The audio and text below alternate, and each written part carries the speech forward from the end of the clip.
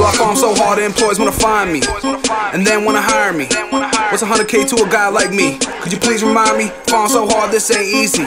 Working late nights, you best believe me. My grades can only go A's. Never wanna see another B unless I'm Jay-Z. Farm so hard. What's up, fam? It's your host, Jim Pruitt, aka PharmD and ED, and I'm bringing you another episode of the Pharm So Hard Podcast. Today, we have a special episode, but for more than one reason. Of course, we have super special person on to talk to us today, but this is going to be a new series that we're hosting, and I want you guys to let me know how you feel about it. We're going to be really targeting down a lot of the infectious disease component. So I am not going to even attempt to be a smart person when it comes to infectious disease. I'm going to have someone come on that's going to be super intelligent, done these things, got out of training. So without further ado, please introduce yourself for the audience. Hi, everybody. My name is Bessma Hassani. I am an infectious diseases and antimicrobial stewardship pharmacist at LIJ Valley Stream in the Northwell Health System in the greater New York City area.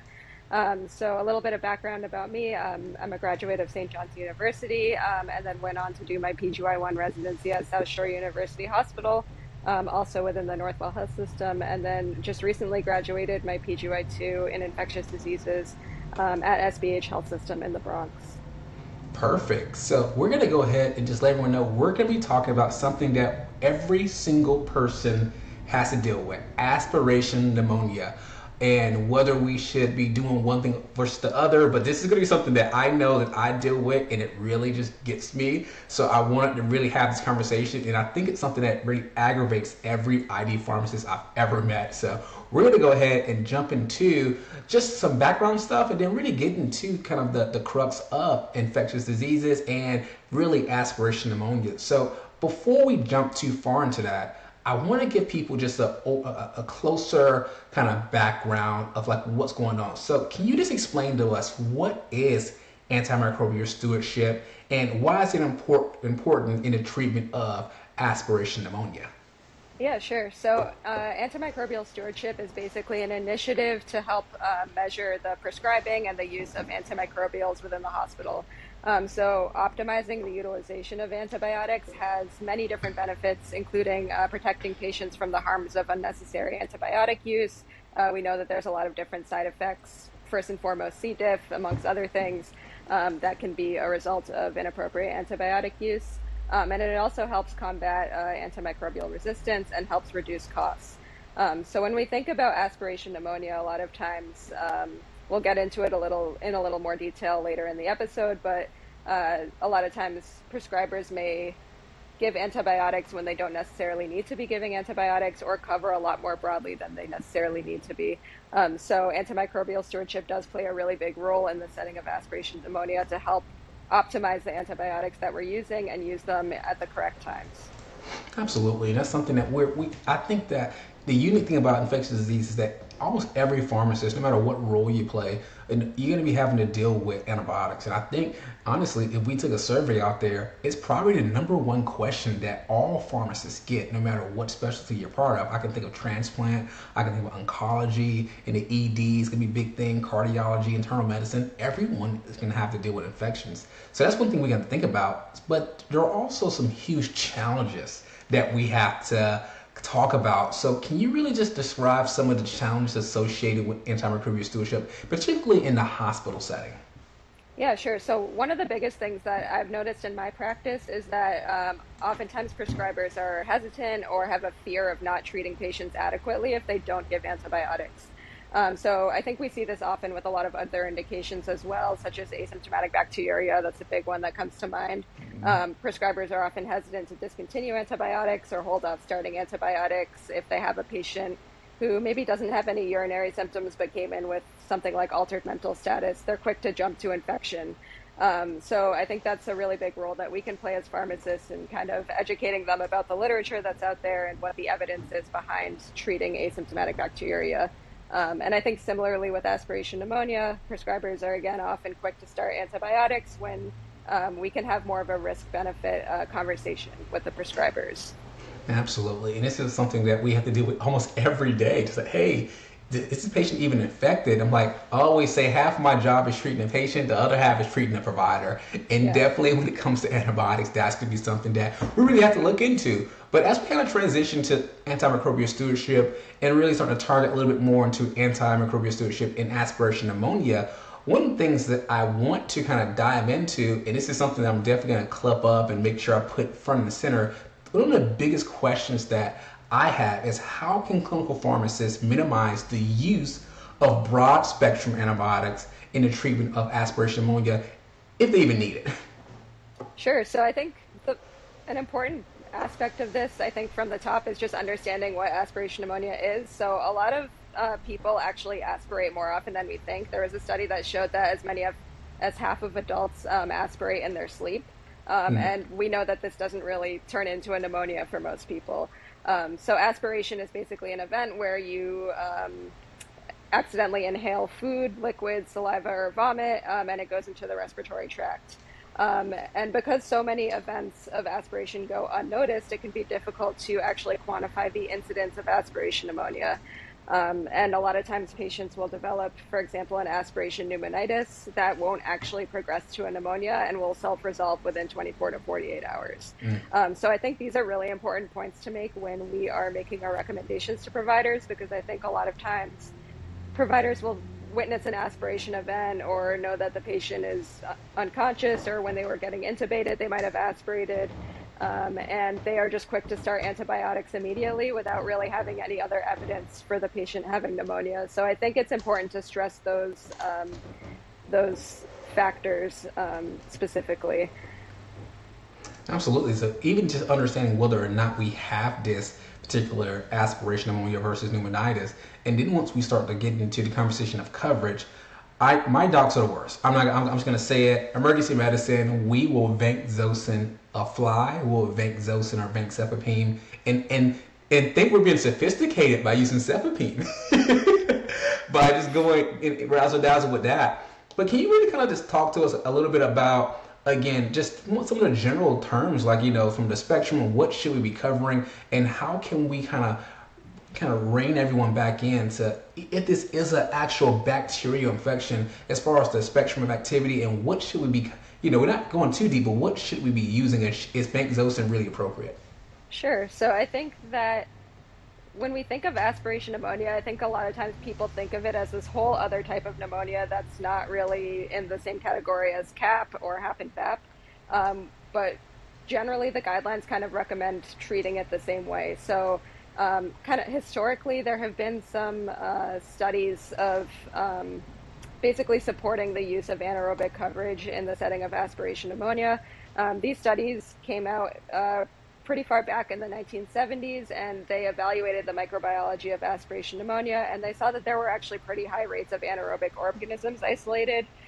So, however, these studies often used transtracheal sampling and evaluated patients late in their disease course, and these are two factors that have contributed to a higher likelihood of identifying anaerobic organisms. And then since then, there have been several studies of acute aspiration events in hospitalized patients that actually suggest that anaerobic bacteria do not play a major role in the etiology of aspiration pneumonia. So in the most recent CAP guidelines, community-acquired pneumonia, that was published in 2019, they actually for the first time made recommendations on what to do in the setting of aspiration pneumonia, and they actually recommend against starting anaerobic coverage for those patients unless they specifically have a lung abscess or empyema. Absolutely, that's going to be great, because I think when we have the guidelines, and I'm just gonna shout out again, IDSA, they've been kind of spot on with their guidelines. As of like 2018, I've noticed, again, for me, a non-ID person, it's been really easy to read these guidelines, and for two, it's been really very specific what to do. And the same thing with sepsis, like, again, if you have this particular organism, you have this particular risk factors, then you use this. And I've liked the way it's like, do not do this. Again, I love that if you don't have these lung abscesses, you don't have these things. So now something that comes up for me is I ask my providers, hey, what is the chest x-ray shows? What does the CT shows? There's no abscess. Then we start having a lot more evidence-based conversation about what they saw on their exam, what their diagnostic component is from something that's not pharmacy related, and then how my drugs can help with that. And I just love the fact, again, IDSA kind of put it out there, the most recent guideline, don't do this unless you have these things going forward. If you think about it physiologically as well, like anaerobes are not really going to thrive in an environment where there's so much oxygen, at least for obligate anaerobes. So even if you aspirate anaerobes, the likelihood of them actually surviving in an area where there's so much oxygen are pretty low. But then when you have something like a lung abscess or an empyema, that's usually walled off, flocculated. So there is more of a chance for those types of organisms to survive and to cause infection. Absolutely. That's going to be great. And I think this is something we really have to see, because I've seen people try to double cover for anaerobes, and it really just grinds my gears. And lucky my docs are like, oh, should we just take a look at this? And I'm like, nope, not at all.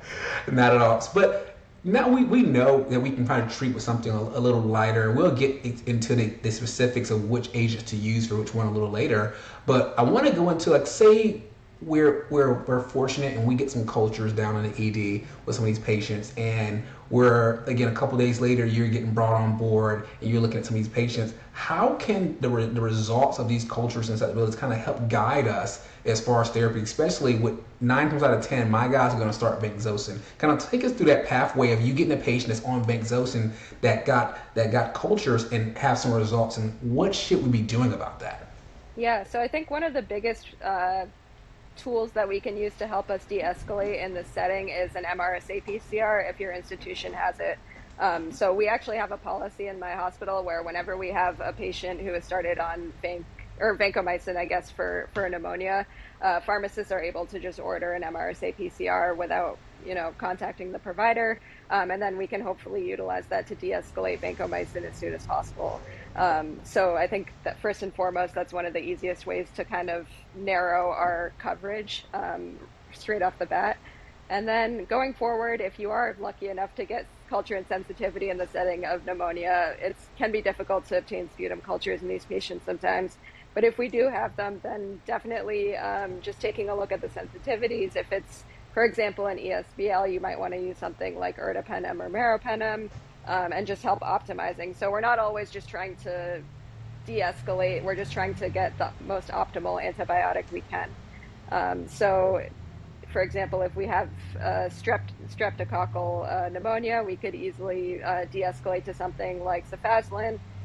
If the patient is taking oral therapy, we could even potentially use cephalexin. So those are some examples of how we can use that culture and sensitivity data to kind of narrow our antibiotic coverage. Absolutely. I think that's the biggest thing. And I think pharmacists out in the ED and pharmacists that's kind of taking care of these patients early on, because I always have this approach where I'm always thinking about not me, but what's going to happen 2 days later. And that's going to be great because, again, you may have a patient that goes from the ED to a observation unit that also gets a little worse and goes to a ward and then or go to an ICU, and you may have different pharmacists kind of playing into that. So I like how just getting the MRSA nasal swab is going to be something. Just off the bat, are we still using, again, some of these urine antigens to kind of help us out? I know that more for like Legionella and things like that. Like, what's your thoughts on some of those things? Because honestly, I've seen the ordering of those kind of drop off over the last 5 years, I would say. Oh, interesting. Yeah, we still use them pretty regularly at my institution, especially Legionella. It does detect, I think, the majority of the strains of Legionella that we do see in the U.S., so we definitely are using that, and that's something I try to get on board as soon as possible so we can help de-escalate something like azithromycin or doxycycline, which we use for atypical coverage. Typically, patients with other atypical organisms, such as mycoplasma, for example, they're usually not sick enough to be in the hospital. They're kind of known as like a walking pneumonia, so these patients are usually going to be on the outpatient setting. So usually if they're sick enough with pneumonia to be hospitalized, then we're more concerned about Legionella. Perfect. And that's one of the things I want to kind of mention, that these are all recommendations that, again, your pharmacists, your pharmacy students, whoever's going to be, or either the recommendation you can make at the bedside, or even cooler, is these can be policies that can be made to kind of make sure these things are automatically done. So that's going to be something that's super exciting. Now, I'm going to take a transition here, and we talked about this a little bit, but talking about the literature behind some of this, and we mentioned the CAP guidelines kind of being the catch-all and really giving us some guidance. as we move forward, again, you mentioned one study, but can we talk about a little bit more what the current literature says about the necessity of even treating aspiration pneumonia? Sure. So there was one study that specifically compared the time to clinical stability in patients with community-acquired aspiration pneumonia versus just plain community-acquired pneumonia. So in this study, they found that with regular CAP, the median time to stability was about 4 days, whereas when you had community-acquired pneumonia related to aspiration, they actually saw a bimodal distribution for time to clinical stability. So they saw one peak at 2 days and then another peak at 5 days. And they found that patients who took more than 2 days to reach clinical stability actually did worse. So these patients had higher rates of mortality. These patients who were clinically stable at 2 days actually didn't require a higher level of care, and the quick recovery may also be attributed to the aspiration actually causing pneumonitis rather than pneumonia. So this could also help support shorter durations of therapy of antibiotics for these patients. Perfect. Yeah, and that's one of the big things I want to really point out, that we have data on this. Like, we don't have to sit here and wait. If you're 7 days out, like, okay, we got to figure some different things, what's going on, and really just go from there, really talk about the data. And we're going to link all of this in the show notes for you guys to kind of read some of these things as well. And kind of thinking about that as well, as far as the evidence needing anaerobic coverage, you mentioned it before, but like, again, we do this quite often, and what I traditionally see is either vancomycin because we're nervous, or if they're not sick enough, they're going to go to the unit step down. We want to really drive home the Unicin or some of these other, clindamycin, things like that nature. Again, I'm not a fan of the clindamycin, but again, it's just something that I see happen. But do we have any data on even the necessity of doing that outside of what we spoke about earlier? Yeah, no, I don't think any pharmacist is a fan of clindamycin. But yeah, so there, like I mentioned before, the older studies did show a higher prevalence of anaerobic organisms isolated in the setting of aspiration pneumonia. However, more recent studies have also evaluated this and found that they're not as prevalent as we once thought. So there was one study specifically looking at the microbiology of severe aspiration pneumonia in institutionalized elderly patients. This study included around 100 patients and found that about 16% of the pathogens were anaerobes. However, there were 7 patients with anaerobes isolated who were treated with antibiotics that do not cover anaerobes, and 6 of those patients had an effective clinical response. So a lot of times, even if you do isolate an anaerobic organism, it doesn't necessarily mean it's causing any type of infection. A lot of times we're colonized with different bugs, so that could be what's going on there. And there's also another study that looked at the role of anaerobes in patients with ventilator-associated pneumonia and aspiration pneumonia. This was a prospective, non-randomized interventional study, and they basically took sputum samples from 143 patients.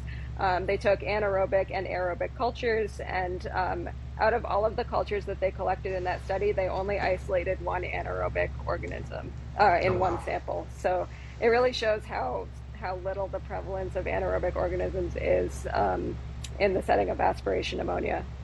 Absolutely, that's great. And I really want to, because I talk very casual to my dogs, and I always tell them, hey, you guys doing it, this is trash, guys, don't do this. Like, the data doesn't support this. We probably have overblown it, and you can probably go deep into this, but the more I look back into some of these studies, the more I realize, like, oh, there were 17 patients, or it may not even been humans. It may have been 17 dogs that aspirated, that they're trying to do this. And I'm always very intrigued by that. But again, simply talking about data, is there any, I should say, evidence-based preferred therapy? Have we looked at a particular antibiotic and seen that this particular antibiotic does better in aspiration pneumonia versus others? Do we have anything like that out there? Any kind of comparative data with different antibiotic regimens? Or traditionally, is it just more empiric, and then we just see what happens with the culture?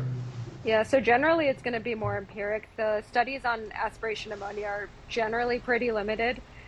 So generally when we're treating patients with aspiration pneumonia, we're going to follow either the community-acquired pneumonia guidelines or the hospital-acquired pneumonia guidelines. And I think one place where pharmacists can have a really big role in this is understanding risk factors for multi-drug resistant organisms.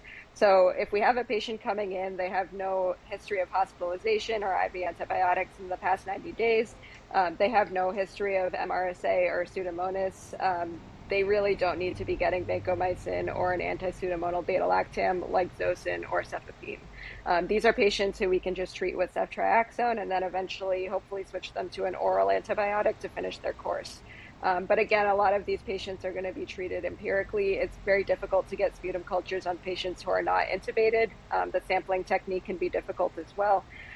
So again, a lot of times these patients will be treated empirically. If they do have risk factors for any of these multi-drug resistant organisms, or maybe they had a recent sputum culture with like an ESBL E. coli, something like that, recent hospitalizations, then we can definitely tailor their empiric antimicrobial regimen to target those bacteria that we think might be causing the infection based on their history. So if they have ESBL in the past, we could potentially start them on meropenem. If they've had IV antibiotics in the last 90 days, then they would be a candidate for vancomycin or vancomycin. Perfect. That's great. I think sometimes we have to look at it in that standpoint because, again, I've always heard, people say, oh, as soon as you get aspiration pneumonia, you have to get more aggressive. And I just don't know where that came from. It seems to be something that it's just a worry, and I think sometimes we have a mechanism as to why the pneumonia or pneumonitis happen, and we think that's worse off. And it seems like the data doesn't necessarily say that same thing. So yeah, something I saw just a couple days ago was the patient was started on ceftriaxone for pneumonia, and then the provider found out that it was an aspiration event, and then escalated to Zosyn. And I think the reason for that is just because they wanted the anaerobic coverage, but then along with that, you're covering much more broadly than you would be with ceftriaxone. You're getting the anaerobic coverage in addition to pseudomonal coverage and other like non-lactose fermenting gram-negative rods. So we really don't need to be going that broadly for someone with no risk factors for Pseudomonas. Absolutely. And this is going to be a lot of these patients again. So I think this is a great intervention for us to make an ordering queue. For a lot of us that's a rounding, we can make an intervention then. And I try to leave a little nugget for the resident. If you guys rounding with medical residents, say, hey, you probably don't want to do that. I'm going to say something if you do. So it's something that we can kind of just give them a warning. Hey, you probably don't need to go that broad, and we can talk about this.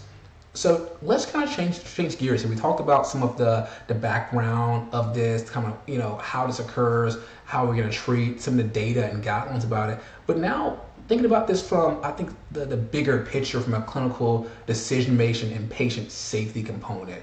As we go through this process, how can clinical pharmacists really balance this risk and benefit of antibiotic therapy in the treatment of aspiration pneumonia? Because again, there is a risk-benefit component. What are some things you're thinking about, and what are some things you teach your learners?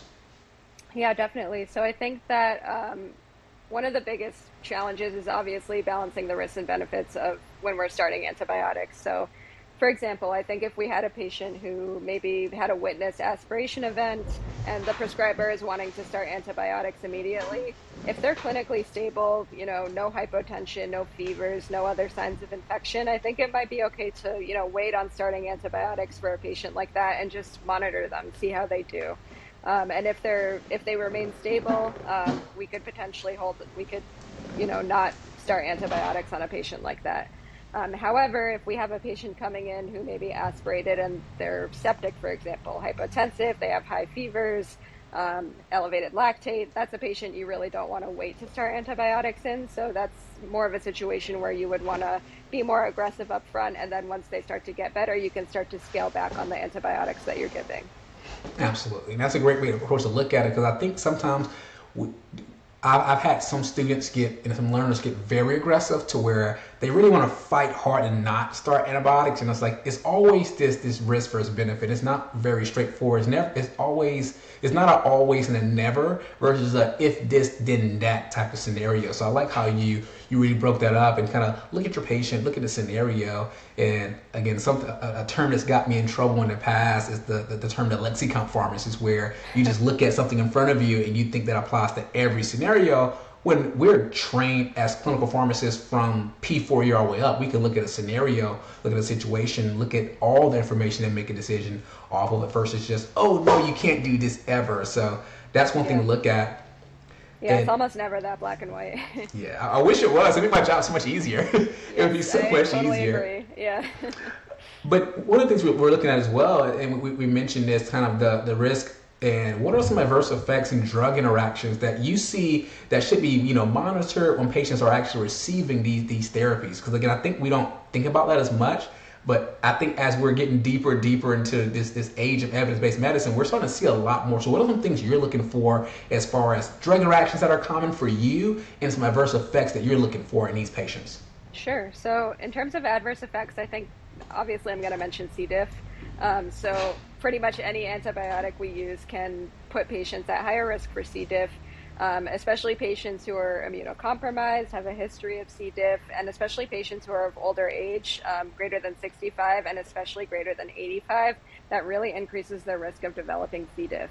And I think that something we don't always think about is how high risk third-generation cephalosporins are for developing C. diff. So we think of Clinda as like the worst offender when we think about C. diff, but right under those we have carbapenems, third and fourth generation cephalosporins, and fluoroquinolones as well, which we all use all three of those classes pretty frequently for pneumonia. So definitely important to really think about, does this patient actually have pneumonia, and do we need to be starting these really broad spectrum antibiotics, especially when they might be high risk for C. diff. Kind of moving away from that now, beta-lactams, generally they're pretty well tolerated, pretty safe, but one big thing that we need to remember for beta-lactams is they most of the time require renal dose adjustments, and if you don't really adjust, then patients could be at higher risk for seizures. So that accumulation of beta-lactams can result in seizures, so that's definitely an important monitoring parameter for our patients being admitted. In terms of atypical coverage, there are some drug interactions that come with azithromycin, so it does cause some QTC prolongation. So we definitely want to get a good med history on the patient, see what other medications they might be taking, get a baseline EKG just to evaluate that QTC. If they do have a prolonged QT interval, then we could potentially use doxycycline instead. However, doxycycline also does have its own adverse effects, including photosensitivity and esophageal irritation, so you want to counsel patients to sit up when they're taking it. This is more for the outpatient setting. And then when we get to our more broad spectrum antibiotics, similar things with our beta-lactam. Cefepime is one of the worst offenders in terms of neurotoxicity and seizure risk. So again, definitely very important to renally adjust if patients have AKI or CKD. And then vancomycin, we're very familiar with the TDM that's required with vancomycin, AUC-based monitoring, and the increased risk of acute kidney injury that comes along with it. Something else we might see occasionally for pneumonia is linezolid. Linezolid does have its own set of drug interactions. It does have interactions with any serotonergic agents because of the MAOI inhibition. It could cause some drug interactions resulting in serotonin syndrome, so that's always important to watch out for. Perfect. And that's one of the things that is a lot to kind of consider with all of this. And I think that's a good spot for us to kind of wrap up again. We talked about quite a bit from the background of this. We went through talking about what the guidelines kind of promoting, again, really targeting on the lung abscesses and other components that make this where you should use more anaerobic coverage, and then really not making this very different than other pneumonias, really just looking at your risk factors and things of that nature. All of us can get cultures. We can make sure we can find a way to get these urine antigens and MRSA nasal swabs to kind of help downstream. But that's really some of the big things, and really, again, knowing that we don't have to be super aggressive for a lot of these stable patients, and then really taking a risk versus benefit approach as we go through, because of course, as you mentioned lastly, there are side effects, there are drug interactions that we have to look forward to. That's kind of like a quick wrap up. Is there any final thoughts that you have about aspiration pneumonia? If you can really just get everyone's attention and just mention something, what will be the thing for you? Sure. So I think the biggest thing we really don't need to cover for anaerobe. So I always see Flagyl added on when patients have a suspected aspiration pneumonia, or I see prescribers switch to a much broader agent. We really don't need to be doing that. We can follow the CAP guidelines and the HAP and VAP guidelines and their recommendations for antimicrobial therapy. We don't really need to be doing anything additional unless we have a lung abscess or empyema.